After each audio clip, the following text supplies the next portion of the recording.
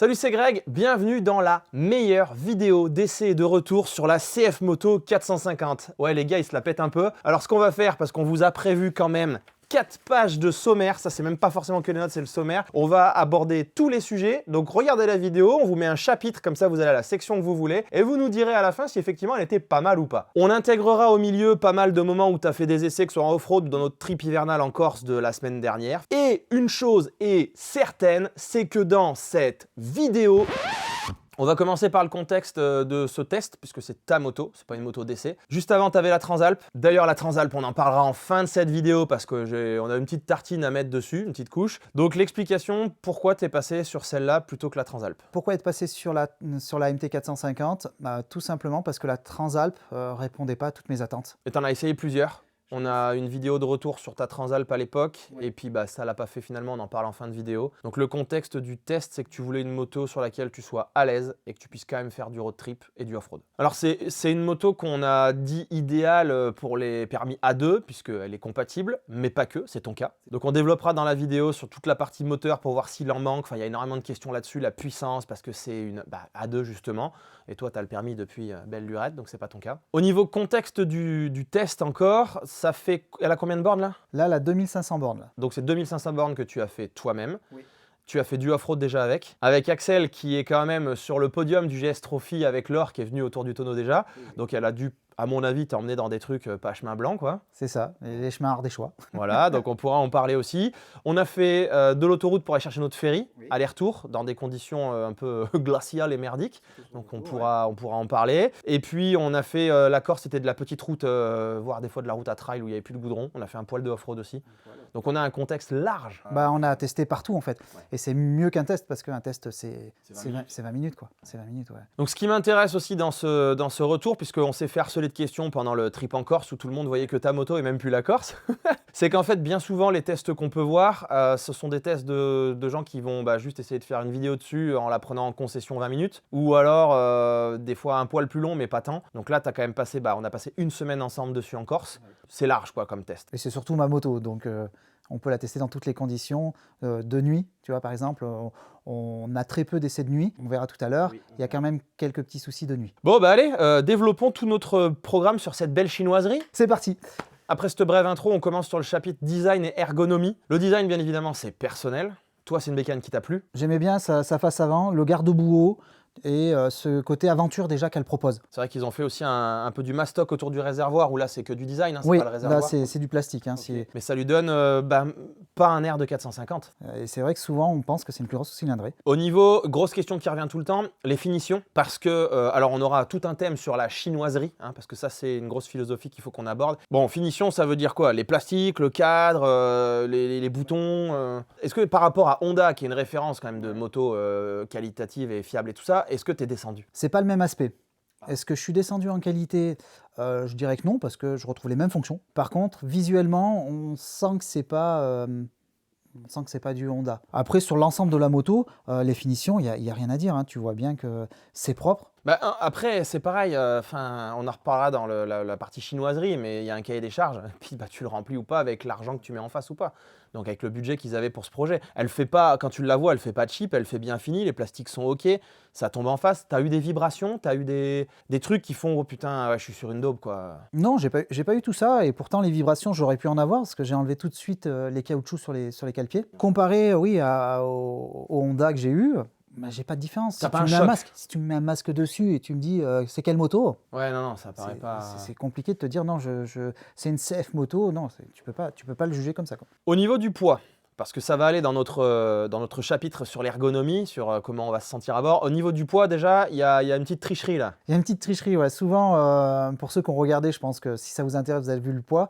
On parle souvent de 175 kg. Ça fait rêver. Ça fait rêver, ouais. Mais c'est 175 kg de ce que j'ai compris avec le minimum pour fonctionner. Donc si tu rajoutes 1 litre d'essence et 500 centilitres d'huile, quoi. Ouais, c'est ça. 50 centilitres d'huile. Grosso modo, tu es plutôt à 195 kg tout plein fait. Donc ça ça paraît lourd, mais on développera dans l'ergonomie. On développera les tests routiers, on va voir la maniabilité, tout ça. Ouais. Au niveau de l'ergonomie, moi j'ai tout de suite un truc quand on se met à bord. Bon, moi la première chose qui m'a choqué, mais parce que je n'aime pas ça, c'est les guidons qui reviennent. Mais quand je l'ai eu testé, on en parlera tout à l'heure, ça m'a pas gêné. Par contre, c'est pour les grands. J'ai eu beaucoup de fois la question, moi je fais 1,82, toi tu fais combien? Je fais 1,67. Moi, pour moi, je t'ai tout de suite dit, oh mon Dieu, c'est trop bas. La selle, c'est trop bas, ça me va pas au niveau des cale-pieds, c'est pas top. Debout, ça m'a pu gêner évidemment. Mais par contre, tu m'as dit qu'il y avait une réponse à ça de CF Moto. Il y a une selle haute qui existe en option et qui fait 5 cm de plus. C'est 5, ouais. Je pensais que c'était 4, je suis allé vérifier, c'est 5 cm de plus. Ok, donc 5 cm, moi ça commencerait à me changer la donne et à me déplier les jambes. Et du coup, ça va être plus agréable. Quoi. Et elle aura une tête de T7 où on n'a plus le creux. Elle est droite. Ah oui, elle est droite, ouais, ok. Ouais, donc c'est ça qu'il faudrait que j'essaye, d'accord. Donc les grands, perdez pas espoir si elle vous plaît, que vous êtes en A2 ou quoi, ou que vous voulez une moto légère et tout ce qu'on va décrire, faut aller l'essayer avec... Ah mais est-ce que tu peux l'essayer avec la selle haute? S'ils l'ont dispo en concession, peut-être. Mais ça serait malin d'ailleurs pour toucher un public. Bon, on va pas s'attarder plus longtemps sur design parce que voilà, c'est propre à chacun. Moi, j'avoue que j'aime bien aussi parce qu'ils ont travaillé leur propre truc, à l'inverse de ton ancienne. Bon, on en reparlera tout à l'heure. On va passer au chapitre suivant. On va parler donc des performances de cette moto et de la motorisation. Et ça fait beaucoup parler. Ça fait beaucoup parler, ouais. Est-ce qu'il serait pas temps de parler du sponsor de cette vidéo? Tu sais, quand on est fatigué, on a besoin de bien dormir sur un bon matelas. Et grâce au matelas Nadine, qui sponsorise cette vidéo... Non, je rigole, c'est pas vrai. Non, c'est Georgette. Ah oui, c'est vrai, mince. Oh là là, je vais pas être payé. Non, alors tout simplement, pas de sponsor de cette vidéo. Simplement, moi, je vais faire un auto-sponsor pour ceux qui connaissent pas la chaîne sur les apprentis voyageurs et mon site internet, lesapprentisvoyageurs.fr. Oh, le mec qui fait de la com. Et moi aussi, j'ai les nouveaux. Et d'ailleurs, je fais aussi de ça. Non, le plus intéressant, c'est que si vous cherchez à faire du road trip, j'en fais qui sont prêts à voyager, des guides sur mon site avec beaucoup de destinations, dont prochainement celui qu'on a fait en Corse pour voir la Corse sans voir la mer, pour faire que des petites routes. Et là, il faut un trail pour y aller parce que vraiment, ça a été défoncé. Mais mes guides vous permettent de partir du jour au lendemain sur un coup de tête sans aucune préparation. Je vous laisse aller faire un tour sur mon site pour voir tout le catalogue et on continue. On est sur un bicylindre parallèle, calé à 270 comme toutes les grandes.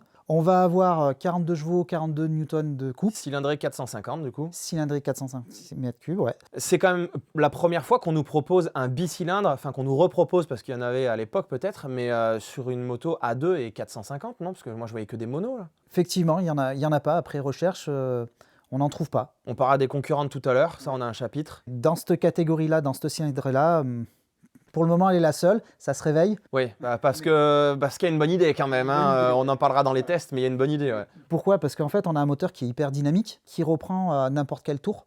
Ça, tu as pu le voir aussi en Corse, qu'on soit à 3000 tours, 6000 tours, on sent pas qu'il peine. C'est-à-dire qu'on est à 3000, il accélère, on est à 6000, il en donne toujours. Oui. Elle a du punch en fait. Alors on arrive au fameux débat, il y en a assez ou il y en a pas assez? Il y en a assez. Pour toi? Pour moi, ouais. Bien sûr. Chacun met le curseur là où il a besoin de la puissance. Moi, j'en ai assez, tout simplement parce que je suis pas un foudre de guerre. Tu as perdu la moitié des chevaux, même plus par rapport à la Transalp. C'est vrai, j'ai perdu la moitié, mais ça me suffit. Dans le sens où j'en ai assez pour me faire plaisir dans l'école, j'en ai assez pour le off-road, j'en ai assez pour tout. Si on doit parler, le seul moment qui pourrait être un peu juste, c'est si on doit dépasser et qu'on voit une voiture arriver en face et qu'avec une grosse cylindrée, on sait que ça passera sans problème. Oui. Avec une 450, il faut faire attention, mais l'objectif n'est pas là. Mais la vraie question qu'on se pose, c'est quand est-ce que tu vas utiliser tous les chevaux de ta moto? Tu en avais combien sur la Transalp? 92. Et quand est-ce que tu as utilisé tous les 92 chevaux et à te dire, là, ils sont là? Une seule fois, c'était sur circuit. Voilà, ce monsieur fait du circuit avec une Transalp, quelle bonne idée. C'était le seul moment où c'était poigné dans l'angle, mais sinon, je l'utilise jamais. Quand on part en road trip, jamais. Quand on est en off-road, jamais. On fait du voyage, c'est un trail, enfin, on a envie de faire du voyage aussi. Hein, donc voilà. L'idée où on va vouloir vraiment savoir dans ce cas-là s'il en manque, c'est t'es chargé, t'es dans un col, oh, c'est bien, il fait beau, tu te sens à l'aise et tout, t'as envie de tartiner un peu, dans la limite des lois en vigueur. En Corse, là, on l'a eu ça largement, on a eu du col. Oui, mais je peux pas dire que je l'exploitais à fond. Okay. Mais je peux pas dire qu'il me manquait 10-20 chevaux, non. Moi, l'exemple que j'ai, c'est quand tu étais devant, que je voulais faire des plans, qu'on vous présentera dans cette vidéo du coup. Si j'étais un peu tête en l'air dans les paysages ou en train d'éteindre ma caméra et pas prêt à gouacher au moment où tu partais d'un virage, tu partais tout de suite en fait. J'ai 30 chevaux de plus du coup, pas tout à fait le double quoi, mais pas loin. Et honnêtement, si je te laissais partir, c'était foutu. Parce que y a quand même du dynamisme, quoi. C'est ça va avec le moteur. Il y a une transmission courte, du moins. Je dis courte. Ah oui, c'est vrai. Ça tire court. Avec on en parlera avec ton shifter. Là, moi, j'entendais que ça. D'ailleurs, je suis en train de dérocher la Corse. Mec, elle fait un bruit. On dirait le tout. on dirait le bruit de traction comme sur les Pikes-Peak là. Tu sais ce son là, j'entends que ça à la caméra. Je te jure, tu sens qu'elle... Bah, tu sens qu'elle est énergique, quoi. Mais c'est hyper plaisant. On dirait un labrador, on dirait un golden retriever excité, quoi. Tu vois, c'est... Ouais, ça montre le caractère du moteur, en fait. Tu te fais plaisir et il n'y a pas besoin d'avoir 100 ou 150 chevaux. Voilà, ça c'est propre à chacun, mais nous, en tout cas, dans ce qu'on fait, c'est... Voilà. Bah, moi, c'était largement suffisant et je peux pas dire qu'il en manque et on partira à l'aventure avec sans problème, quoi. Clairement. Tu as une moto avec laquelle tu as voulu me la comparer, une moto qui a été très connue et que beaucoup de gens ont eu, notamment en première moto. Bah, une CB500. Okay. Une CB500 allez, des années 2010. C'est une moto de tout le monde, une moto qui fait 500 cm3 et en fait qui développe à peu près 47 chevaux. Bah, j'aime bien la comparer à celle-ci parce que elle n'a pas l'étiquette de dire j'ai pas beaucoup de puissance. Bah, il existe une course de CB500, non? Il n'y avait pas la CB500 Cup ou je ne sais quoi? Si, ouais, quand vous êtes du circuit. Les mecs, ils la foutent sur circuit, c'est un roadster, voilà quoi. Et on s'est déjà fait déposer par des CB500 sur circuit. Alors qu'on était en R6, oui, le pilote, pas la machine. C'est ça. J'aime bien la comparer à celle-ci parce que on retrouve un bicylindre, on retrouve 500 cm3 et la même puissance. Et c'est rare qu'on parle de la question puissance. Et bien voilà de quoi remettre la bière au centre du tonneau, mon gars. Profitons-en. Par rapport au tirage court et à l'utilisation polyvalente, on y reviendra certainement, mais tu avais une anecdote sur l'autoroute. Le paradoxe, c'est que quand on a une moto qui tire court, on se dit qu'elle n'est pas adaptée pour l'autoroute. Ça inquiète tout le monde. Et ça inquiète tout le monde. Et quand on pose la question à tout le monde, on dit bah non, moi je prends jamais l'autoroute. Autoburk, ils appellent ça. Ouais. L'autoburk, ouais. Ouais, la VMAX est à 170. 170. Oui, donc quand t'es à 130, t'as une sacrée marge. Dans le compte tour, t'es pas là-haut, quoi. On est haut, hein. Je crois qu'à 130, on est à 7500 tours. Et ça va à 9005. On va ajouter un dernier sujet qui touche le moteur. Du coup, il consomme combien et quelle autonomie tu as? Parce que ça, c'est une question importante et qui me revient beaucoup. Alors l'autonomie, on a pu le voir en Corse, donc sur les routes de Corse. Sachant que moi, j'avais mes 23 litres de la World Red et que moi, je suis capable de claquer 450 bornes et là, il faut vraiment que je commence à trouver une station, quoi. Et bien là, la consommation au 100 à peu près, on était à 4,7 litres. Ouais. Sur la semaine, ce qui fait qu'on on arrivait aux 350 km d'autonomie. T'as combien de litres là-dedans? On est à 17 litres. 17 litres d'autonomie, 17 litres 500. Okay. Parce que ce matin, j'ai fait le plein en venant et j'ai mis 16 litres 90. Alors d'ailleurs, c'était un plein qui a fait 90% d'autoroute. Et t'avais combien au compteur? J'avais 260 km. Donc tu peux enchaîner en gros, allez, en gros, avec ce plein-là, tu as fait 220 bornes d'autoroute à 130. À 130, vent de face aussi. Ah oui, bah oui, il y avait la tempête, oui, c'était quand on rentrait de Toulon, on avait 0 degré, tempête. On roulait même pas à 130 du coup, parce qu'on avait le vent de face. Mais il y avait des fois, on avait peur, on a tout planté. Oui, c'est vrai. Oui, donc conditions de consommation maxi. Maxi, ouais, vraiment, je pense pas qu'on puisse le reproduire. Et par contre, en mode normal, avec tes 4 litres 7, on est allé jusqu'à... T'avais pas affiché 330 ou 350? 350, ouais. 350 bornes, ouais. Donc ça va, quoi, c'est honorable. C'est largement suffisant. Pour sachant qu'on était pas mal chargé, hein, parce que j'avais quand même les valises. Il manquait que le matos de bivouac. Il manquait une quinzaine de kilos, je pense. Ouais, si on mais voit là. chargé, on avait du merdier, quoi. Hein. Oui, on avait de la place, on a chargé. Hein. On va passer sur le chapitre comportement routier. Et on va pouvoir mettre l'accent donc sur sa tenue de route, sur ses suspensions qui sont des Kib, des Kayaba, n'est-ce pas, qu'on retrouve aussi sur la T7. Alors ça veut tout et rien dire parce qu'on peut leur demander ce qu'on veut comme cahier des charges. Et avec des freins S1 mexicains, J1 espagnol. Et c'est vrai que c'est une branche de Brembo d'ailleurs ou pas? C'est quoi cette histoire-là? Ça fait bien partie de Brembo, ils ont été rachetés en 2021. Ok, donc c'est filiale et voilà, bon, on suppose que quand tu t'appelles Brembo et que tu équipes de la voiture très très sportive jusqu'à la moto de luxe, quoi, tu vas pas afficher dans ton groupe une marque qui fait n'importe quoi. Avant de démarrer ce retour sur l'essai routier, je voudrais juste préciser une chose très importante dans les questions. Quand je vous avais demandé quelles étaient vos questions sur cette moto pour qu'on traite le sujet, il y a eu beaucoup de gens qui m'ont dit qu'est-ce qu'elle vaut face à une T7, qu'est-ce qu'elle vaut face à une Tiger 900, qu'est-ce qu'elle vaut face à une 800DE. Donc beaucoup de comparaisons avec une grosse cylindrée. Je vais te laisser répondre sur ce sujet, après je dirai juste ce que j'en pense. Bah, c'est difficile de comparer un 4,5 avec une 700, une 800, une 900. C'est deux mondes différents, donc deux comportements différents. C'est pas la même gamme. C'est pas la même gamme, oui. En fait, comparer ça, on va dire ah bah elle est plus légère. Oui, c'est sur le papier. Ah bah elle est 2 fois moins puissante. Oui, c'est sur le papier. Donc en fait, clairement, moi je trouve que je veux pas faire ce comparo. Ça n'a rien à voir. On peut dire comment on s'est ressenti, qu'est-ce qu'elle est capable de faire, tiens, l'autre aussi, mais la mettre en face d'une T7, bah, c'est pas une ou d'une Africa Twin ou de ce qu'on veut. Ça n'a rien à voir ensemble, c'est pas la même catégorie de moto. On voudrait, parce que c'est un trail à la base. Oui, et puis ils l'ont fait ressembler à de la grosse, quoi. Moi, j'ai pas envie Elles d'aller l'ont pas. là-dedans. Elles l'ont pas, ouais. Voilà, moi, j'ai pas envie d'aller là-dedans. Elles n'ont pas la même philosophie sur tout, quoi, sur tous les points de vue. Alors dites-vous que c'est 2 fois moins, quoi. Oui, c'est ça. Mais par contre, elle peut pas faire 2 fois moins de choses. C'est là où, en fait, la question, elle peut être aussi... Mais c'est toujours, j'aime bien ce truc du C'est curseur, compliqué, quoi. elle est 2 fois moins puissante, elle est plus légère, elle est plus ceci, mais par contre, elle peut pas en faire 2 fois moins, elle passera, voilà. Donc mais j'ai pas envie de comparer. Peut-être 2 fois plus de plaisir. Ah, ça, je suis pas sûr. Demande à Paul Tarès. Donc le ressenti sur route, on a une grosse différence avec la Transalp que j'avais juste avant, c'est les suspensions. On a plus... Elle avait des suspensions, la Transalp? Elle avait des ressorts. Ah. On a plus cet effet ballonnement, ressort. Que tu ressens sur route? Que je sentais sur route, ouais. Wow. Ouais, tu sentais sur route. En fait, le meilleur exemple que j'ai, c'est une courbe un petit peu dégradée. On sentait vraiment la moto, la Transalp, bouger. Okay. Elle n'était pas stable du tout. Bah là, aucun problème. Oui, parce que le principe des amortos de ton confort, j'avais découvert ça quand GGS m'avait préparé les miens, c'est d'envoyer tes roues pour qu'elles plaquent au sol, donc tenue de route. Oui. C'est important. Ouais, c'est important. Et là, on l'a. Okay. On voit tout de suite la différence. Du moins, j'ai ressenti tout de suite la différence entre les deux. Donc, beaucoup disent qu'elles sont trop fermes. Je pense qu'elles sont bien calibrées, dans le sens où dès qu'on a un peu de rythme, bah, on colle à la route, et après on parlera sur le off-road, mais sur le off-road on a même la même chose, quoi. Quand tu dis beaucoup disent qu'elles sont trop fermes, tu parles de journalistes ou de gens qui l'ont? De gens qui l'ont. Ok, mais qui l'ont nu ou en mode voyage chargé qui commence à poser les suspattes? Eh ben, je pense que c'est plus juste le pilote sans partir voilà, en mais c'est en pas voyage comme avec. ça qu'on s'en sert. Voilà. Enfin, c'est pas une moto qui a été destinée pour partir aller chercher la baguette. Tu peux le faire, mais c'est une moto qui est, voilà, t'as foutu des sacs partout, tu vas mettre tes outils, tu vas me foutre les 2 grosses valises sur le côté et on part à l'aventure. Ouais. Donc c'est une moto où déjà, bah, d'ailleurs, moi le setting, il m'avait dit GGS sur la mienne, c'est pas le même nu que chargé. Tu les poses les suspattes, quoi. De ce côté-là, ouais, elle est bien mieux au niveau comportement routier. C'est sécurisant et déstabilisant un peu. Quand tu as l'habitude d'avoir une moto un peu plus floue, bah, quand tu freines, tu n'as plus la même efficacité. Alors, quand tu freines, tiens, bah, parle-nous donc de ces freins. Ouais, et ben les freins, effectivement, petite particularité sur la MT450, il n'y a qu'un disque à l'avant. Ça freine freinage, ou pas? ça freine largement. Pareil, si je dois repenser un peu à la Transalp que j'avais juste avant, le freinage est moins vif que ce que j'avais sur la Transalp, okay, mais beaucoup plus dosable du coup en off-road. Ah oui, donc c'est toujours pareil. Ça me rappelle celle-là. Moi, je te dis que sur route, elle freine pas fort. Ouais. Par contre, c'est un frein plus off-road. Voilà. Bon, moi, j'ai trouvé qu'elle freinait quand même mieux que la mienne. Mais... ouais. Pour en finir sur ces suspensions, donc là, c'est tenue de route. On verra en off-road tout à l'heure.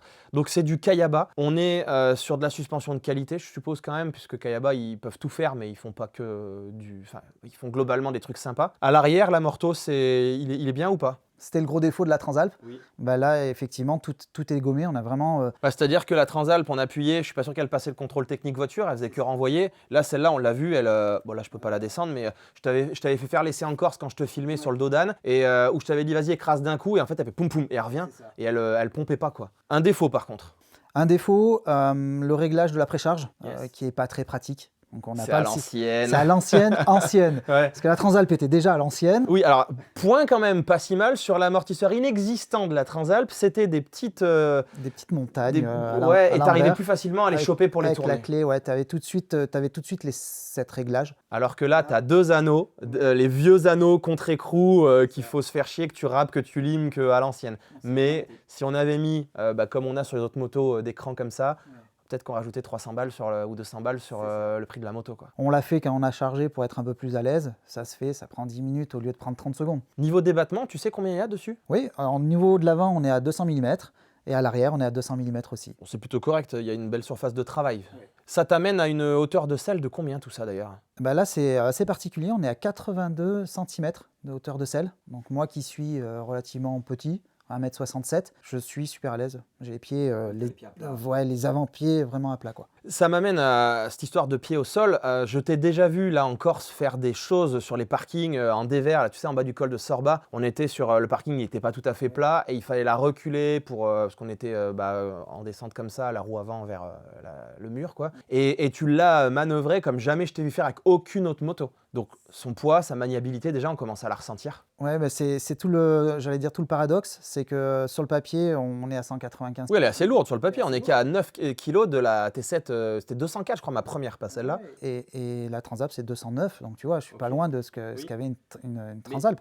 Mais Mais fait d'une manière où c'est super agile. En fait, c'est-à-dire que, comme tu l'as dit, j'ai jamais été aussi à l'aise à manœuvrer dans des conditions particulières, à manœuvrer en marchant à côté. Et alors, en dynamique, quand on s'envoie des petits cols en Corse, bam, bam, bam, tu sais, les trucs qu'on aime bien, pas couper, mais vraiment prendre les courbes. Bah pareil, c'est un vélo. Je ne sais pas où est placé le poids. Je ne saurais pas dire comme la T7, c'est en haut, ou à droite, ils l'ont retravaillé. Mais elle est super agile. En fait, c'est un vélo. Bah, pareil, Plus que la Transalp, par exemple. Plus que la Transalp, parce que déjà la Transalp était relativement maniable. Et par rapport à l'Africa Twin, qui a rien à voir, mais peut-être que le poids était mieux travaillé, parce que c'est peut-être une moto plus performante.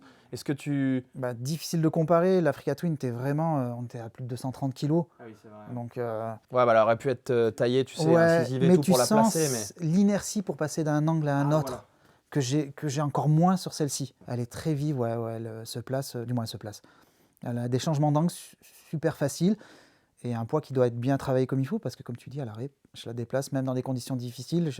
Plusieurs fois, je t'ai dit, là on va dans des chemins, j'ai plus d'appréhension que j'avais avec les autres motos. Oui. De dire, si on va aller dans un chemin, Tu sais que tu as faut les faire pieds au demi-tour. sol. Ce que je n'ai pas moi avec celle-là, j'étais dans des situations à la con, je sais que je vais me gaufrer. Bon, donc cette moto est agile, elle fait l'affaire sur route, elle freine. Elle a une bonne tenue de route, elle a un bon comportement. On parlera de ses pneus parce qu'il faut en parler. Mais au niveau de ton ressenti, est-ce que tu as des vibrations? Est-ce qu'il y a des choses désagréables, des plages régimes qu'on n'aime pas? Eh ben écoute, non. Je ne peux pas te dire que j'ai ressenti des vibrations, que ce soit au niveau des cale-pieds ou ailleurs sur la moto. C'est-à-dire que l'exemple que je peux te donner, mes rétros ne sont pas flous, quel que soit le régime. Tu as pu l'essayer, on y voit toujours net dedans. Donc c'est quand même un bon indicateur du fait que la moto vibre ou vibre pas, quoi. Et alors une question qui est revenue, je vais te laisser d'abord répondre aussi. Des gens me demandent charger si ça va. Bon, ça sur route on a vu que charger ça va, mais en duo. En duo. Et en duo chargé éventuellement. En duo, chargé, ouais. En duo, il y a des cale-pieds arrière, c'est ce que je dis. Après, je pense pas que ça soit une moto qui soit étudiée pour faire du road trip en duo. Moi, je partirais pas avec ça pour faire un Tour de France en duo chargé. Elle est bien. Ou sans parler de Tour de France, un trip, un gros trip, ouais. Faire du duo avec, aller faire les Alpes, je sais pas quoi. Ouais. Donc elle pourra toujours faire. On aura toujours les exemples de l'Himalayan en duo chargé qui a fait le bout du monde. Oui. Mais le plaisir, je pense que c'est un plaisir qui se fait seul sur cette moto-là. On a vu en hivernal, une fois, du côté de la Haute-Loire, on a vu des gens qui étaient arrivés sur des Dax ou un Monkey, le tout petit machin jaune. Ouais. Ils étaient deux beaux bébés dessus. Ils sont venus, ils sont repartis. Donc voilà, par contre, moi je trouve que c'est aberrant. Déjà que sur la T7, je trouve pas que ce soit la meilleure idée du siècle parce que après ça dépend ce que tu cherches, tu balades tranquille machin, mais si tu aimes bien mettre du rythme, c'est bien évident, tu viens de rajouter du poids dessus, donc tu viens de freiner encore plus le moteur. Est-ce que c'est une bonne idée? Moi je trouve que c'est pas une bonne idée. Maintenant, ça dépend ce que tu cherches. Certains vont se dire mais si, mais je partirai quand même avec. Faites, elle a 2 places, vous pouvez. Mais tu peux le faire, elle ira, elle avancera quoi, hein. elle va monter quand même, hein. Exactement, mais c'est pas drôle, quoi. Mais ça sera peut-être moins marrant, ouais. Ouais. Non, bon, moi je conçois pas ce genre de voilà. Je le vois mal aussi. Si j'emmène donc en théorie madame derrière ou si c'est l'inverse, t'emmènes madame qu'emmène monsieur, peu importe, t'as envie quand même tu veux sentir, tu veux du couple, tu veux machin, tu veux plus d'1 000 en fait. Ouais. Tu veux un agrément de conduite. Donc ça peut le faire, mais je trouve pas ça. Là, peut-être que les 42 chevaux vont être un peu justes. Ouais. Effectivement, quand tu dois faire une relance. Mais c'est évident. C'est pas mon objectif de vie, en tout cas, de prendre une moto de 40, même de 70 chevaux et de dire je vais faire que du duo avec. Ça va pas être drôle. Enfin, voilà. Ouais. On arrive sur le chapitre 5. Maintenant qu'on a parlé du comportement routier, on va parler du comportement off-road, puisqu'ils lui ont taillé une tronche pour le off-road. Tu nous l'as équipé, on en parlera aussi pour le off-road. Alors, dis-moi, ça aberrant ou ça passe bien? On est sur une machine qui est faite aussi pour le off-road. C'est ce que je voulais aussi, de toute façon, à la base. Mais qui est aussi hyper agile en off-road. La même agilité qu'on a sur route, on le retrouve en off-road. Une facilité de la déplacer d'un côté, de l'autre. Vraiment très bien. La position debout, on est bien. Pour moi, le petit défaut debout, c'est que les cale-pieds sont un peu petits quand on est habitué avec des extensions ou des cale-pieds plus grands sur les anciennes machines que j'avais. Ceux-là sont un peu petits. Je suis obligé de tirer un petit peu sur l'avant. J'ai pas la position du guidon que j'avais sur l'Africa ou sur la Transalp. Alors la question c'est avec la fameuse, tu sais ce que je t'avais dit, avec la position trailist photo ou en mode attaque. En mode attaque, ouais. Mais en mode attaque, je suis obligé de tirer, donc t'es bien en fait. Du moins t'es obligé d'être sur l'avant, ouais. Mais j'aime aussi la position voyageur. Ah oui, voilà, debout, oui, ok. Et là je suis obligé de forcer pour être debout bien. Alors que tu es plus petit que moi quand même, donc, ouais. Ok, donc tu rajouterais des... c'est commandé. Des petites Treos, des petits pontées de guidon. On va tester, on va voir si ça améliore quelque chose ou pas. Donc pour le off-road, garde au sol 22 cm. Ouais, Sur la T7, c'est 24. ouais, Donc on est quand même pas mal. on est bien. Attention, petite coquille sur le site de CF France. Il te marque 17 cm de garde au sol. On vient de le mesurer. Ça fait 5 d'écart là. Ça fait 5 Là, d'écart. t'as mesuré combien Là, là j'ai mesuré, on est à 22 là. Ah, sous le sabot à XP en plus. Ouais, sous le sabot à XP, ouais. Ok. Ouais. Ah oui, donc ouais, ça va. Bon, elle a l'arrière un peu soulevé. Ouais, je pense, alors j'ai essayé de prendre le plus en avant. Ok. Qui... Bon, bah elle a une bonne vingtaine quoi. Elle a ouais, facilement une bonne vingtaine et pas 17 comme ils annoncent. Non, mais moi j'ai lu 22 aussi, donc, mais pas sur leur site, sur. Sur des d'autres, fiches voilà, après je suis descriptives. allé vérifier sur d'autres sites internet, ils marquent bien 22, mais sur le site France, Ok. ils marquent 17. Axel, elle t'a emmené sur quel type de terrain du coup alors Alors, Axel elle m'a amené en Ardèche. Ou caillasse là, non? Il a un peu de caillasse et pas mal de chemins roulants et on était en hiver, donc chemin recouvert de feuilles, donc surprise dessous. Ouais. Donc j'ai eu un peu tout. Un comportement sain sur le off-road, que ce soit dans les cailloux, que ce soit dans les chemins. On sent une motricité qui est meilleure que la Transalp en fait. Bah parce que la Morteau, il envoie la roue au sol. C'est ça, on sent que ça accroche, on n'a plus ce côté où avec la Transalp, je suis obligé de comparer avec, hein, c'est mon expérience. Oui, c'était celle d'avant et tout le monde s'étonne de pourquoi tu fais que descendre. Et jusqu'où tu vas redescendre. C'est vrai que j'ai fait que ça. On voit que sur la Transalp, quand on prenait le moindre chemin, j'avais souvent le Ok. tu vois ce que je veux oui, dire? bah oui, la roue elle touche pas le sol. Et là, quoi. tu sens que ça accroche. T'as pas ce côté Ouais, elle gratte en bas, Voilà, quoi, elle y va, quoi. c'est soit je touche plus et c'est parce que j'ai fait, tu passes une petite marche, Ouais. soit ça grippe quoi. Ok. Donc tu sens cette différence là-dessus et du coup ça rend aussi la moto plus vif Oui, parce puis que saine, tu comprends ce qu'elle fait. Enfin, Ouais.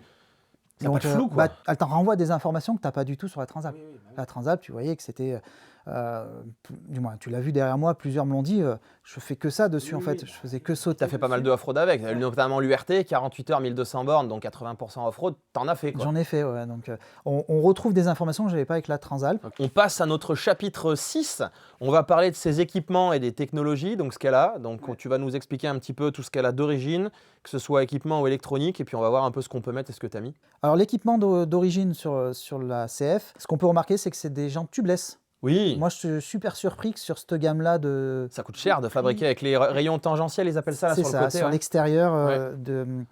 de la roue. Alors on n'est pas là pour débattre si c'est mieux ou moins bien, exposé ou quoi, c'est juste que c'est quelque chose qui est normalement sur les motos haut de gamme quoi. Bah, c'est ce qu'on a sur des motos, oui, plus haut de gamme, d'avoir des rayons extérieurs pour être en tubeless. Donc là, elle l'a. Ok. Elle a ça d'origine. On a les suspensions Kayaba.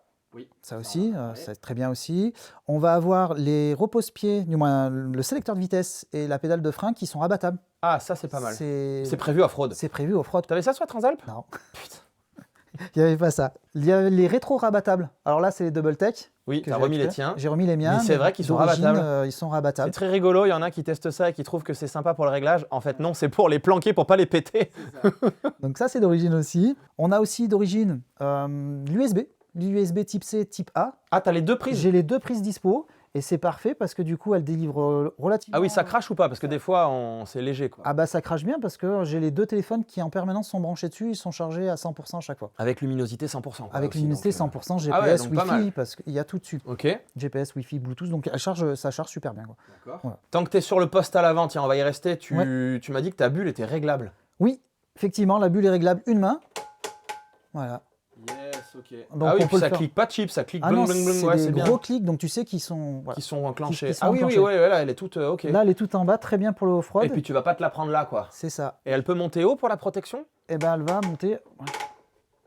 Ça va faire quoi, 5 cm? Ok. 5 cm, bah, moi c'est parfait pour rouler sur route, les 5 cm Tu que j'ai sens là. du vent dans la figure ou... Non, ça me protège énormément. Par contre, si je la baisse, oui, j'ai plein de... Ah ouais, donc plein elle est de- bien faite, elle est bien Elle est pensée. bien faite, ouais. Donc ce qui veut dire que pour le off-road, comparé à la Transalp, j'aurai plus d'air en off-road. Ah oui, tu auras plus d'air et puis tu n'auras pas la guillotine, le coupe-gorge. Ouais. Niveau tableau de bord, là, tu peux nous en parler un peu? On a quoi comme fonction? Il y a quoi comme électronique embarquée? Alors très simple, c'est l'un des critères aussi que j'ai C'est quoi? C'est apprécié. une T7 en fait? C'est une T7 de première génération. Ah oui, oui, c'est vrai. Donc Ouais. accélérateur à câble, Oui. un bouton pour désactiver l'ABS en roulant. Oh non! Attends, en roulant, attends, faut rouler, faut être à l'arrêt, au point mort, faut quoi? Tu peux rouler, tu peux être à l'arrêt. Pour qu'il s'enclenche en roulant, il faut juste couper les gaz une seconde. Donc attends, je suis en troisième, je vois le chemin au loin, je fais ce qu'il faut. Ouais. Dès que je lâche la poignée à zéro, il s'enclenche. Ouais, J'ai pas besoin de m'arrêter, de mettre le point mort ou quoi? non. Ah ouais, pas mal. Et Le bouton au pouce. Au pouce, ouais, il est là, tu l'as. Mais pourquoi on fait pas ça, nous, les autres? Pas de mode de conduite.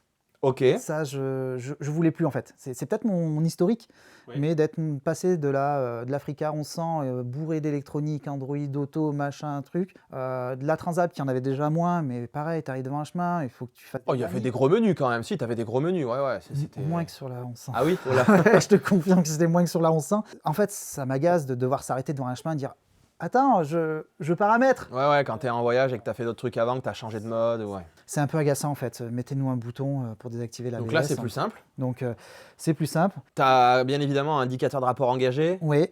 T'as la température. Non, j'ai pas la température. Bon, comme sur la Transalp, remarque, Sur ils la ont fait Transalp. exprès de l'enlever parce que le C'est compteur ça. de la Transalp était sur un scooter et il l'avait. Non, je te spoil, la 2025 là maintenant. Ah bah oui, c'est sûr, ça leur a coûté combien de plus? Et elle augmente de combien? Je crois qu'elle a pris 100 balles. Voilà, bah ça fait cher le capteur de... et le plastique à l'avant. Bref, c'est pour la fin de la vidéo ça. Est-ce que t'as la réserve? Comment ça marche ça? Tiens, t'as des barres de... Ah oui, j'ai la réserve qui, on l'a pu le voir encore parce que je connaissais pas. La réserve, tu as juste un petit voyant qui devient orange, du moins ton petit logo d'essence Ok. qui devient T'as orange. des barres? C'est des bâtons aussi? C'est des... Non, c'est kilométrage. Ah, c'est un kilomètre. Ah oui, t'as l'autonomie. J'ai l'autonomie restante Oui, qui c'est vrai que ça, s'affiche. moi j'ai pas. Ouais, J'ai peut-être les barres sur un autre menu parce que tu as deux affichages disponibles. Ah, ok. Qu'est-ce que t'as d'autre? T'as bon, l'ABS évidemment, mais il y a quoi? L'ABS, le ABS et traction control aussi. Ah, t'as un traction control? Ouais. D'origine aussi, tu m'as parlé d'une spécificité, la selle est certes basse, mais on peut faire encore mieux. On peut faire encore mieux, ouais. Particularité de la CF, c'est pas un réglage de selle qu'on vient emboîter, c'est directement sur la biellette en bas.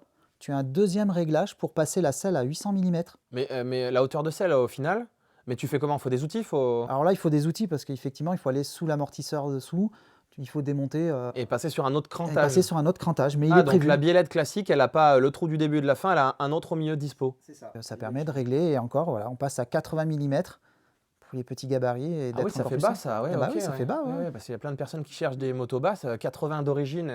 C'est l'une des rares motos où j'arrive à monter dessus en passant la jambe par-dessus la selle. Est-ce que tu peux nous parler des équipements que propose CF Moto à rajouter en option? Alors, qu'est-ce qu'il propose en option? Comme tu l'as là, derrière, j'ai mis les supports valises d'origine, Tubulaire, tubulaires de de CF couleur Moto, du cadre. du couleur du cadre. Les crash bars avant aussi, qui Ouais. sont d'origine CF Moto. Tu sais ce qu'ils valent en qualité, on m'a demandé. J'ai pas de retour, le peu de retour que j'ai, certains disent qu'ils les ont déjà un peu tordus. Il faudra voir à Ils l'expérience. valent combien? Ils valent 159. Ah oui, ils valent rien en fait. L'élargisseur de béquille qui est proposé aussi, que j'ai fait mettre. Le shifter là, c'est toi ou c'est eux? Non, ça c'est moi, ça. C'est mon petit plaisir. Et il marche?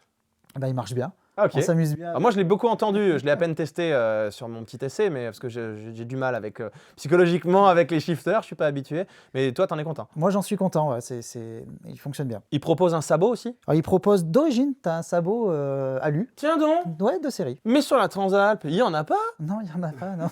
Pourtant on essaie de nous faire croire qu'elle est super pour le off-road. D'accord, donc là t'as un sabot d'origine, tu l'as vu, il vaut il vaut. Il vaut ce qu'il vaut. Il va avec le prix de la machine. Non, il est assez fin. Tu vas faire un petit chemin, tu as des graviers qui sautent, tu as au moins ton moteur qui est protégé. Tu fais une marche, tu cognes la marche, Ah, il va plier. ça va ouais. plier tout de suite. Du coup là toi tu nous as mis un proto AXP Ouais, j'ai un proto AXP, merci à Xavier. pour vérifier qu'il passe bien, qu'il chauffe pas, qu'il fonde pas trop près de il t'a demandé pas mal de choses à vérifier, ouais. C'est ça, tout à fait. Donc il arrive, peut-être qu'il sera sorti d'ici que la vidéo Ah oui, sorte. il t'a dit s'il était dessus bientôt ou pas, non? Oui, normalement, on devait être sur du janvier, ça déborde un petit peu sur Ok. février, donc il devrait pas tarder. Je vois là qu'il enveloppe les carters, enfin l'exposition des carters. Ça c'est pas les carters qui prendront, c'est le sabot. La pompe à eau est protégée aussi de l'autre côté. Super. Biellette dessous. Biellette J'ai vu dessous, que il y a une en Corse, t'avais un machin, t'avais un. C'est ça. Donc on a une rallonge pour protéger la biellette. Ok. Donc, Que tu mets ou que tu mets pas du coup. que tu mets ou que tu mets pas, c'est un choix. Ouais. Bon, un beau sabot quoi. Un beau sabot. Ouais, Tu donc, sais, il t'a pas dit le prix. non. Après, il communique pas mal sur les réseaux et a priori, il serait aux alentours des 259 €.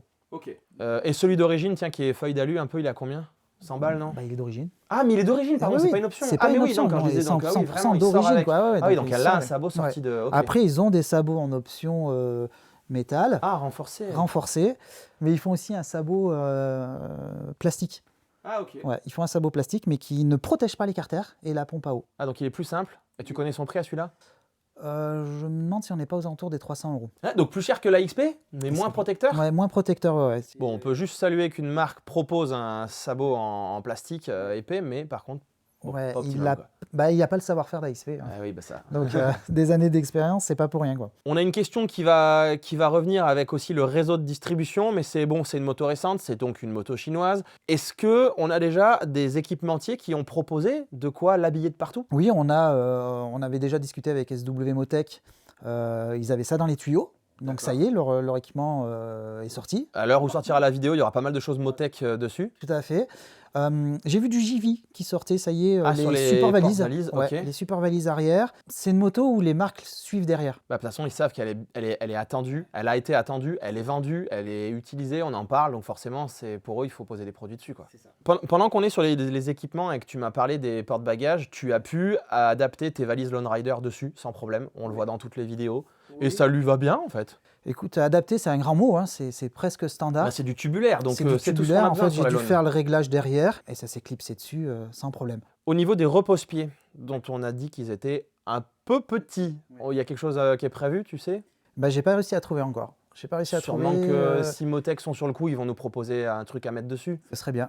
Ce serait bien parce que c'est vrai que c'est un peu juste pour moi. Chapitre suivant, les entretiens et le réseau CF Moto. Parce qu'on m'a beaucoup fait ce retour-là. On sait que les motos chinoises, quand elles sont arrivées il y a quelques années, maintenant c'est de plus en plus, mais au début on n'avait pas un gros réseau, donc on te dit les pièces détachées, on te dit chez qui je vais. Est-ce que tu peux nous parler de ça? Le réseau CF Moto, je pense que c'est un des réseaux qui est le plus dense des marques chinoises. Bah, on en a un à moins de 50 km de chez nous. Hein. Il est même plus proche que mon Honda que j'avais avant. Et quand on regarde la carte, on voit qu'on commence vraiment à en avoir pas mal.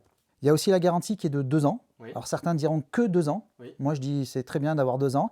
Comme ça me laisse la liberté de faire mes vidanges comme je veux après. Alors ouais, parce qu'elles sont fréquentes. Alors elles sont fréquentes, oui, c'est 6000 km, tous les 6000. Mais c'est pareil, c'est... À l'époque, c'était pas ça sur les anciennes motos? Moi je crois que c'était ça au début. Sur les Suzuki, moi je me souviens que Suzuki, les GSR. Quand on regarde sur la marque CF, on voit qu'ils ont aussi du 10 000 ou 15 000 km. Ah oui, sur les plus grosses cylindrées. Sur les plus grosses cylindrées. Oui, on l'a vu, ouais. Donc là, tu as ton rodage, tu as fait tes 1000, et après, c'est tous les 6. On est nombreux. Alors, il y en a beaucoup qui se plaignent, qui disent que c'est rapproché, mais beaucoup disent qu'ils font une vidange à mi-année, tu sais, ou quand il y a eu du off-road ou quoi. Sur la T7, c'est 10 000. Ben, par exemple, moi, j'aimais bien à 5 000, ou quand j'avais fait un gros événement, paf, je vidange. Une vidange, ça prend combien de temps? Avant d'aborder le sujet chinoiserie, on va se mettre juste avant, on va parler rapport qualité-prix. Donc, cette moto, elle est vendue à quel tarif? Alors, elle était vendue à 6 490 au moment où je l'ai achetée, donc en octobre 2024. Ouais. Et maintenant, le modèle 2025 est à 6 590. Elle a pris 100 balles. Elle a pris 100 balles. C'est pourquoi? Sûrement les normes Euro 5+. Ah, elle est Parce Euro que- 5+. Oui, parce Ok. que moi, la mienne est Euro 5 Ouais. et la nouvelle est Euro 5+. Ok. Ouais. Pendant qu'on parle du prix, j'ai beaucoup de gens qui me disent « Oui, mais c'est une chinoise, donc à la revente, ça va pas. » Je sais pas quoi leur dire, hormis que moi, j'achète pas une moto pour la revendre. J'achète une moto parce que je l'apprécie, parce que je suis bien dessus. Réponds à tes critères et... Elle répond à mes critères, et si demain elle ne répond plus à mes critères, bah, je la mettrai en vente, mais mon achat ne se fait pas en fonction de la revente. Disons qu'on n'est pas sur un véhicule de luxe ou de collection, on n'est pas là pour se faire de l'argent ou ne pas en perdre, ou voilà. J'arrive pas non plus à comprendre, on sait qu'on est sur une passion qui coûte cher. À la revente, je sais pas, l'avenir nous le dira, mais il y en aura peut-être plein en plus, parce qu'elle inonde en ce moment. Mais est-ce que c'est vraiment important? C'est pas un critère pour moi. Tu l'achètes donc pas pour la vendre? Je l'achète pas pour la vendre, ouais. Tu l'achètes Donc pour kiffer? Je l'achète pour kiffer, exactement. Je l'achète parce que je la kiffe et puis c'est tout. Moi, tu sais que ce que j'aime bien sur ma chaîne, c'est, même dans ma mentalité, c'est en avoir pour mon argent. Donc le peu de choses chères que j'ai autour de la moto, je veux vraiment que ce soit quali. Alors comment tu ressens? Est-ce que tu en as pour ton argent? Ou est-ce que c'est trop cheap? Ou comment tu sens ça? Ah bah ça, je pense que pour moi, le curseur, il est vraiment du très bon côté avec cette moto parce que j'en ai vraiment pour mon argent.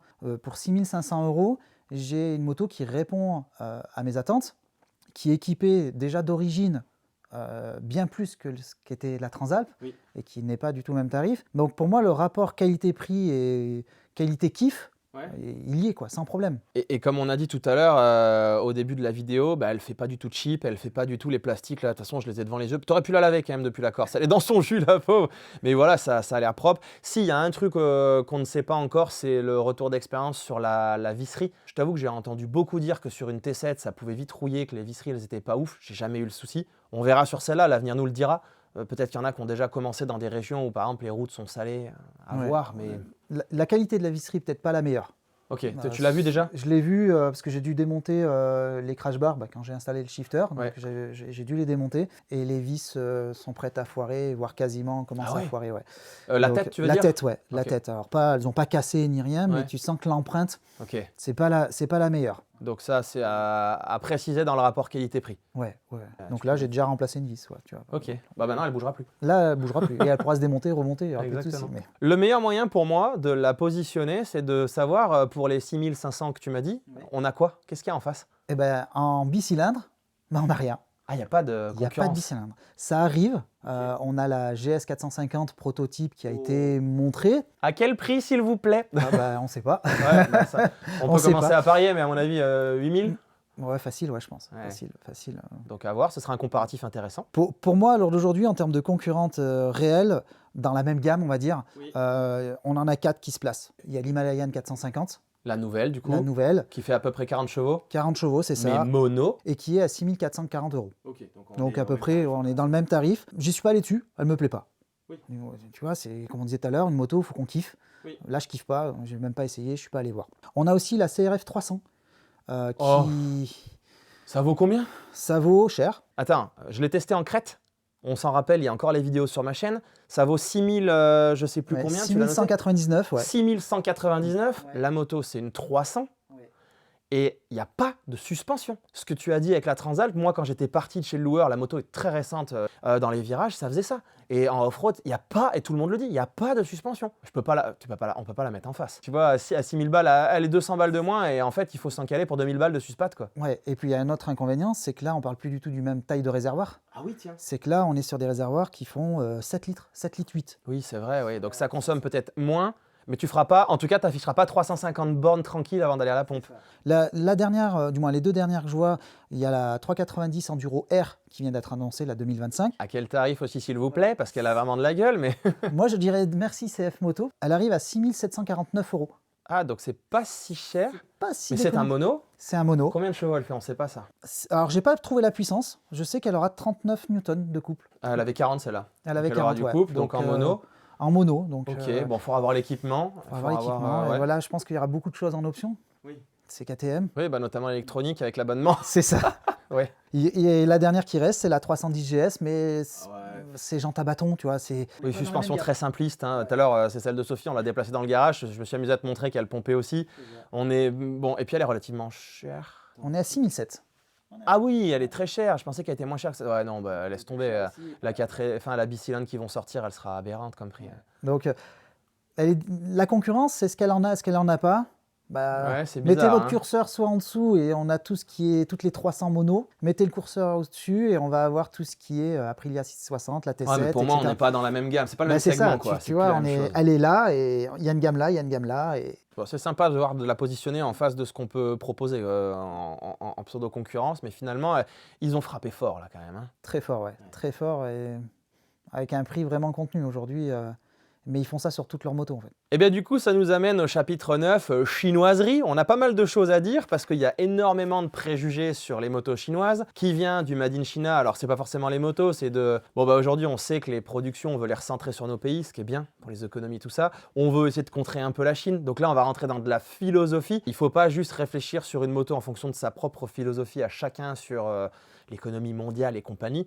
Là, on va rester focusé sur la qualité. Qu'est-ce qu'on a à dire sur les gens qui disent « Oui, mais ça, c'est une chinoiserie, je ne veux pas en entendre parler ». Moi, la première chose que je réponds, c'est quand tu prends un iPhone, derrière, c'est marqué designé en Californie, fabriqué en Chine. Oui, je crois qu'il y a des usines un peu différents endroits, mais il y a une bonne partie. Et en fait, la fabrication est là-bas. Bah, là aussi, la fabrication et le design est de là-bas, quoi. Donc, Pour remettre un peu l'église au milieu du village, il y a beaucoup de produits, bah, il n'y a pas longtemps, je parlais des intercoms, il y a beaucoup de produits très haut de gamme dans l'intercom qui sont made in China. bah oui.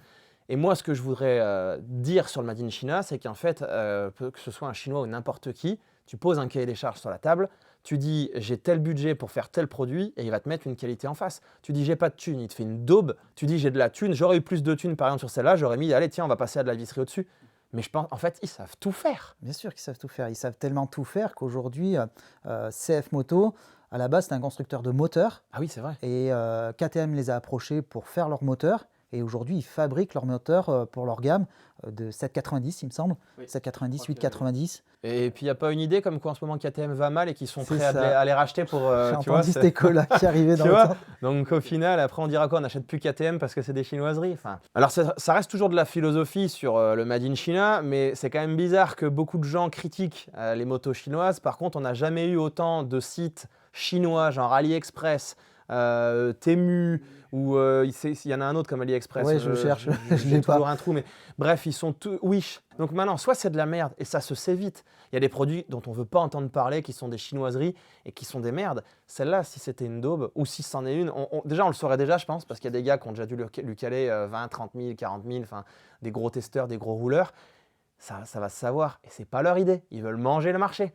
Donc s'ils veulent manger le marché, faut pas être bête, hein. Ils ont des gens à la tête qui ont un cerveau aussi, qui font du commerce, du business et qui veulent manger le monde d'ailleurs peut-être, qui savent ce qu'ils font quoi. Et j'ai envie de dire un autre truc, c'est que bizarrement, on saura que les critiquer, on saura que dire « Oh les Chinois, ceci, cela », mais derrière, c'est pas ça qu'il faut faire. Faut rebondir, faut contrer.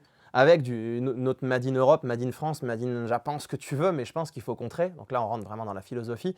Plutôt que se plaindre, perdons pas de temps à ça et essayons de voir comment on fait. Ouais, j'allais te dire sur les constructeurs de renommée ou qui sont déjà bien implantés, ils restent encore sur leur acquis en disant les gens pensent que c'est de la chinoiserie, ils vont pas dessus. Ouais. Je pense qu'ils ne sont pas encore réveillés. Mais quand ils vont se réveiller, ce sera peut-être trop tard. Ils auront peut-être raté un train ou deux trains et ça sera moins bon pour eux, quoi. Alors après, il y a un sujet qu'il faut quand même ne pas occulter dans tout ça, ce sont les grands classiques. Je vois déjà arriver en commentaire, donc on va pas aller trop loin dans le sujet parce que ça serait une vidéo à part.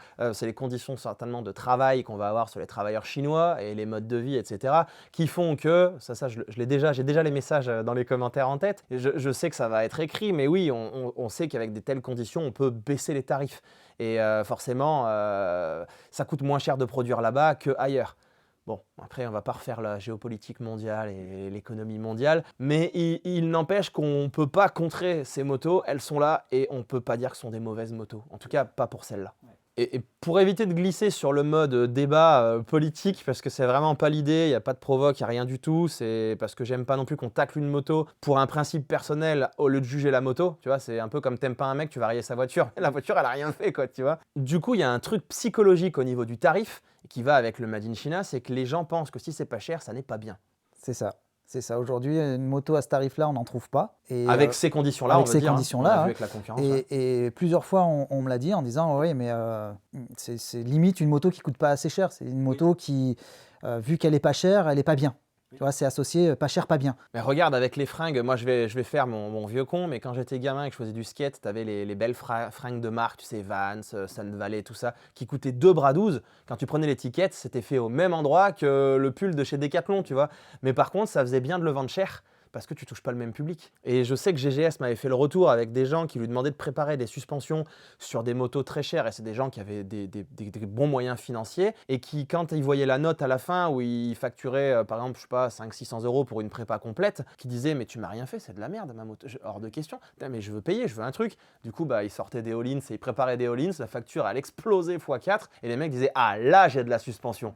Alors qu'en fait, avant, préparé d'origine, il y en avait déjà. C'est les mentalités. C'est du psychologique. C'est du psychologique. Quoi. On va passer au chapitre suivant et c'est très rigolo parce que avec ce que je viens de dire avant, pour autant, moi, je suis quand même frileux sur des motos ou des choses que je ne connais pas, qui viennent d'arriver, qui sont neuves, qui sont récentes. Je pense que j'aurais pas osé l'acheter sans retour. C'est assez paradoxal avec ce que je viens de défendre avant sur les chinoiseries ou les choses nouvelles. Mais je l'ai quand même essayé en Corse, donc je te l'ai piqué sur à peu près 30 km en fin de journée, sur le canyon de la Ruda, ça s'appelle, après le col de... C'était le col de Vergio, il me semble. Et je me suis régalé. Donc c'était pas prévu. La première chose que j'ai trouvée tout de suite en montant dessus, c'est déjà trop basse pour moi. 1,82 m, trop basse pour moi. Donc ça pourrait être marrant de l'essayer avec la selle 5 cm plus haut. Les cale-pieds, je t'ai tout de suite dit, mon Dieu, ils sont tout petits. Ils sont, voilà, parce que moi, sur la T7 World Red, j'ai les cale-pieds de chez Lone Rider qui sont très, très confortables et très larges. Donc, mais ça, c'est pareil. Ça se dégage, ça se change. Comme la selle, donc à la limite, c'est OK. Et ensuite, je suis parti faire l'essai. Et l'essai, tout de suite, en fait, j'ai pas eu besoin de temps d'adaptation. Je l'ai trouvé hyper maniable, évidemment, hein, ça c'est clair, on va pas, c'est presque marqué sur le papier, même avec les bagages que tu avais. Je sais qu'à un moment donné, je m'amusais tellement que tu me suivais plus avec ma moto. Et en fait, j'ai essayé de... Bah oui, c'est sûr que tu tournes la poignée plus que sur la mienne pour demander en fait la même chose. C'est-à-dire que moi, ce que je demande finalement à une moto quand je suis en mode voyage et que je veux pas prendre de risques, surtout sur des routes comme ça où c'est vite le bas-côté, il peut y avoir des graviers, on voyage, on voilà. Bah du coup, ça m'a convenu en fait. Ça m'a pas gêné. Et j'ai trouvé que le moteur, il était pas mou. J'ai aussi des gens qui ont testé sur banc et qui ont vu qu'elle crachait vraiment ses 40 chevaux. Et finalement, bah, moi, j'ai trouvé qu'il y en avait bien assez pour rigoler. Et j'ai pas trouvé qu'il m'en manquait. Je me suis amusé, j'ai trouvé ça drôle. Après, on n'a pas fait un col qui grimpe comme ça. Le frein, tu m'avais dit au début que tu pensais que ça freinerait peut-être pas trop. Tu étais peut-être influencé par la marque qu'on connaît pas ou le monodisque. Le monodisque, ouais. Moi, j'ai trouvé qu'elle freinait plus pour son poids, pour ce qu'elle est, qu'elle se freinait plus vite que ma T7. Je sentais plus qu'il y avait du monde en cas de besoin. Elle m'a pas gêné. Alors moi, je l'ai essayé de nuit, on va en parler dans ses défauts. Effectivement, le tableau de bord, il éclaire beaucoup trop fort et il n'est pas réglable. Donc il va falloir lui coller un truc un peu fumé, un film un peu fumé, je pense. Mais voilà, j'ai pas vécu longtemps avec, mais du peu que j'avais, j'avais qu'une envie, c'est de la juger sur sa patate en fait. Parce que tu te doutes bien qu'elle est bien conçue, tous les essayeurs l'ont dit, donc c'est bon, c'est leur métier. Elle freine. Elle est stable, elle est maniable, elle est joueuse. Je me suis régalé sur ces virages, c'était de la folie, c'était du rallye routier le bazar quoi. Et j'ai vraiment trouvé ça sympa comme moto et comme moteur. Voilà, c'est mon ressenti rapide. Non, c'est une belle bécane, franchement. Ouais, puis elle est jolie, elle est bien travaillée, elle est bien faite. C'est elle quoi, c'est pas une copie. Avant de faire une conclusion, comme on en parle depuis tout à l'heure, on va quand même parler un peu de la Transalp. Je te laisse commencer. Alors la Transalp. Pourquoi tu l'as quittée? Pourquoi je l'ai quittée la Transalp? C'est simple en fait, c'est qu'elle ne me convenait pas au niveau des suspensions pour l'usage que j'en ai. Donc il y avait un dilemme.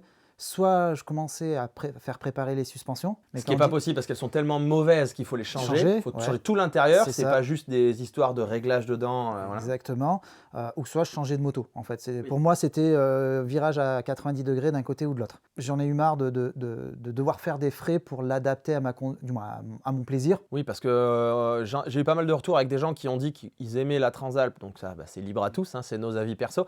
Et que du coup, ils ont fait le choix de mettre 2000 balles de plus pour l'équiper. Mais c'est 2000 balles juste pour les suspensions. Après, il faut l'équiper direct. T'as pas de sabot d'origine, t'as pas de pare-main d'origine. Oui, alors moi, ce qui me gonfle, on va mixer du coup, c'est que c'est une moto qui est une Transalp. Faut se rappeler de ce que sont les Transalp depuis toujours, qu'on a mis dans les chemins, mais je pense à l'insu du plein gré de Honda, c'était pas prévu, avec la mode Covid ou avec le fait que ce soit une moto qui avait des capacités un peu voilà, donc on savait que c'était saucisson et tout. Mais aujourd'hui, la Transalp, quand on voit quel formateur ils nous mettent dans la démo, enfin dans leur com en fait, et qui nous l'ont envoyé à l'Africa Eco Race, en fait ils veulent la mettre en face de ça ou mieux. Ils veulent nous dire que c'est une moto taillée pour le off-road et on te la vend sans sabot.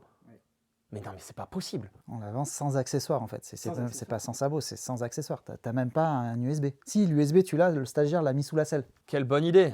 Ouais, non, mais de toute façon, pour moi, c'est une moto qu'on a filé à un stagiaire. On a dit, tu vas dans l'atelier, on est à la bourre, on n'a pas le temps, on veut faire un trail, tu prends le phare de celle-là, le compteur de celui-là, le cadre, le moteur de la Hornet, tu rehausses un peu, tu démerdes, tu renforces, tu soutes, tu mets une patte, tu tords l'échappement, ça va le faire, et puis on fait ça propre en usine, et puis on a fait une Transalp. Enfin, moi, c'est mon avis.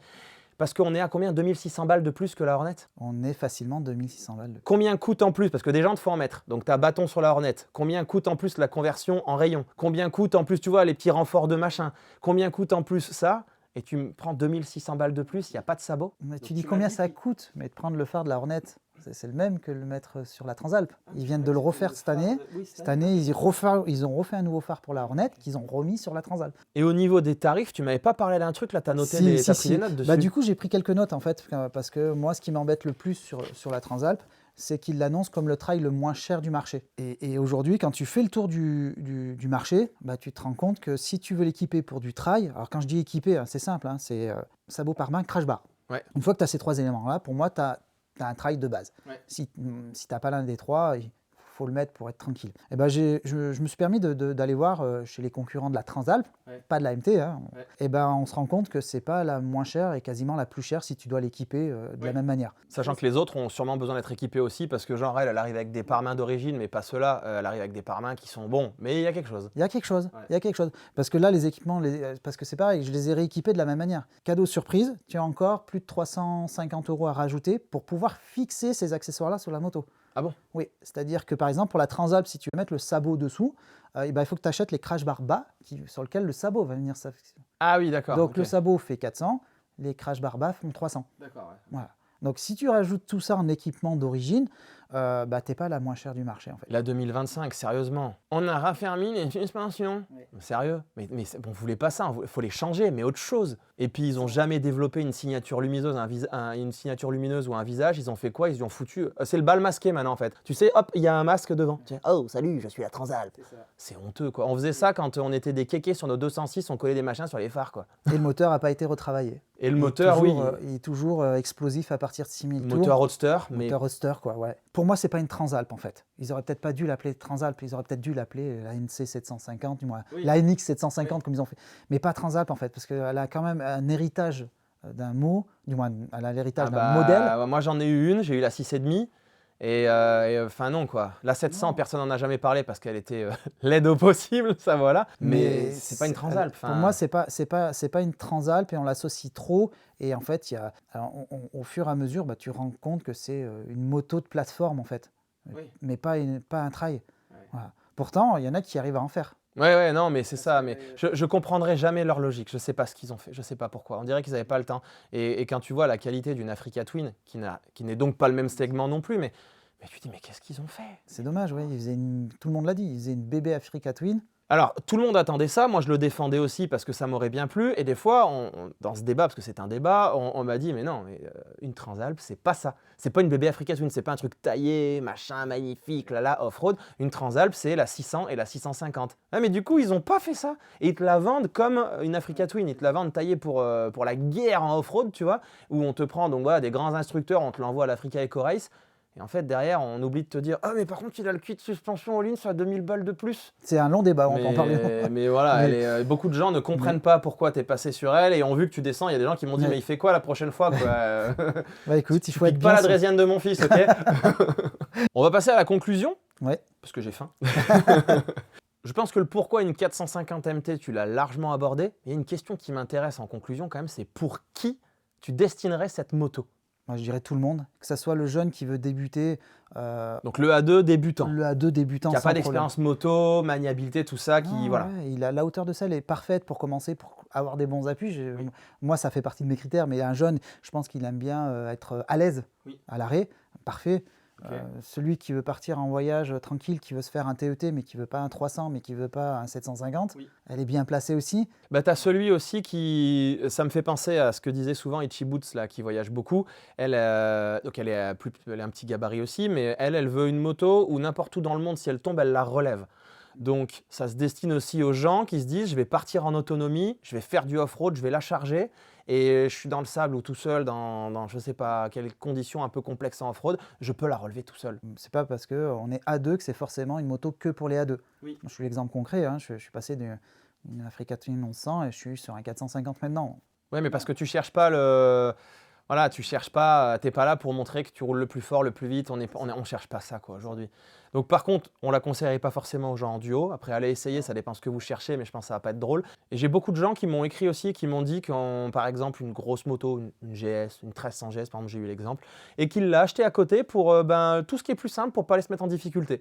Quand il est tout seul, qu'il veut aller faire un peu de off-road ou un petit voyage tranquille, mais qui m'a dit que s'il fallait, ah oui, ça c'était intéressant comme retour, il est tout à fait capable de la charger comme sa GS et de se barrer solo avec. Et de se dire, je vais pas dire oh non, tout, voilà. Donc t'imagines, le mec qui achète une GS, une 1300 GS et une chinoise, entre guillemets, tu vois. Quand même, on l'a pas mal encensé. Dans la partie conclusion, on va rappeler ce qui serait quand même les défauts ou ce que tu lui reproches, quels seraient les points faibles. Ouais, alors c'est des petites choses, c'est pas éliminatoire pour moi. La température extérieure, ça j'aime bien dire. Oui, t'as rajouté un bazar là. Celui que j'avais sur la Putain, Transalp. il fait 12,8 dans mon garage, mec. C'est pour ça que j'ai froid.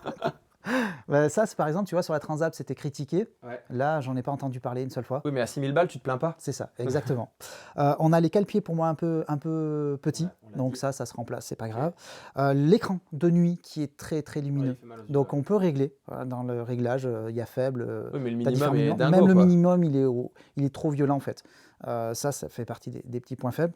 Un petit truc aussi, le manuel d'utilisateur qui est en anglais. Ah bah sympa. Bon, il est Ouais. pas en chinois, va pas te plaindre. Non, il n'est pas en chinois, il est en anglais. Bon, après, on peut le trouver sur le net en français, je l'ai trouvé, mais effectivement, quand tu veux connaître un peu ta moto, Ouais, ça c'est un point qui va pas être aimé. C'est un point facile qu'ils auraient pu corriger, quoi. Je veux dire, même ChatGPT sait faire, quoi. Il y a les petits crash bars d'origine qui sont montés dessus. Ceux-là? Ceux-là, Ouais. dès que tu veux enlever les flancs sur le côté, tu es obligé de les démonter. Ah, ça passe pas Ça comme moi, passe pas, l'ancienne sur ouais, ma T7, ça se faufilait. Bah, la Transalp, ça a passé. Ouais, Alors peut-être est-ce que les SW Motec ils ont vont pas ce peut-être y problème-là. réfléchir, ouais. Ok. Mais en tout cas, avec ceux d'origine, tu es obligé de démonter les crash bars pour D'accord. enlever les flancs latéraux. En gros, tu vois, je suis allé chercher vraiment, hein, il y a pas grand-chose, il n'y a pas de gros points. Donc il y a des choses voilà, que tu ressens tout de suite. Et Là, non. Là, non. Du coup, tu nous la changes pas dans 6 mois? Non, j'aimerais pas. Il y a que le mec de Mecastor que ça arrange en fait, parce que je la rééquipe à chaque fois. Bon, j'espère en tout cas qu'on aura été exhaustif. S'il reste des questions en commentaire, hein, et puis sinon, si bon, tu vas peut-être pas passer ton temps à traquer les commentaires, posez-lui sur Insta. Insta, c'est quoi ton compte? Tony on Bike. Tony on Bike. Bon, de toute façon, des fois, je l'ai tagué, vous allez le retrouver. Mais vous pouvez lui poser en direct si c'est une moto que vous voulez acheter, vous voulez vous rassurer avant quand même de laisser malgré tout un billet de 6 000 € plus les à côté. Bah, je pense que tu sauras leur répondre. Bah, je pense, ouais. Tu vas prendre une marge par contre chez CF Moto si tu es commercial là. On va les contacter. Ouais, c'est ça. On va pas vous en dire plus, j'espère que ça vous aura plu, que ça aura été complet. Ah bah tiens, du coup, dites-moi si c'était la meilleure qu'on ait pu faire dans tous les comparos, parce qu'il y en a beaucoup en ce moment, sachant que nous, on l'a pas fait en mode pour claquer de la vue, parce que ça, c'est beaucoup fait, mais parce que bah, ça a été tellement demandé en Corse, on s'est fait harceler sur Insta. Les gens ne demandaient pas comment était la Corse, mais comment était ta moto, quoi. Donc, c'était la star du voyage et non pas les paysages corses en hiver. Bah, c'est pas grave, c'était quand même très bien. C'était très bien. Nous, on vous retrouvera dans une prochaine vidéo et ça va être certainement du côté des Vosges pour un test de guide de road trip et enfin l'Auvergne que vous faites que me demander. Ça arrive, je suis désolé, je suis à la bourre, ça arrive. À la prochaine!